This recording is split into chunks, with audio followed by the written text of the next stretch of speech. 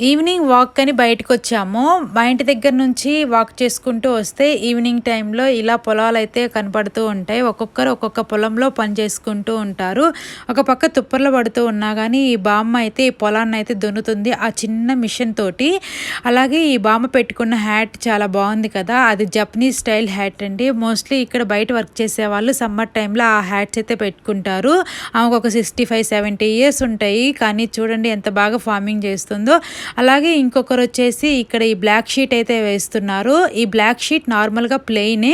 కానీ ఆ మిషనే దానికి హోల్స్ అయితే పెడుతుంది. ఆ హోల్స్‌లో సీడ్స్ పెడతారు. అప్పుడు ప్లాంట్స్ అయితే గ్రో అవుతాయి. ఇక్కడ జపాన్ ఫార్మింగ్‌లో రోబోట్స్ అలాగే డ్రోన్స్ కూడా వీళ్ళు యూజ్ చేసుకుంటారంట. ఇక్కడ మీరు చూస్తున్నారు కదా! ఈ డ్రోన్ వచ్చేసి వరి మీదైతే మనకి మందైతే చల్లుతూ ఉంది. ఇప్పుడు ప్రెజెంట్ అయితే జపాన్‌లో వరి ఆల్మోస్ట్ వరి కోతకొచ్చిందండి. ఫర్దర్ వీడియోస్‌లో నేను షేర్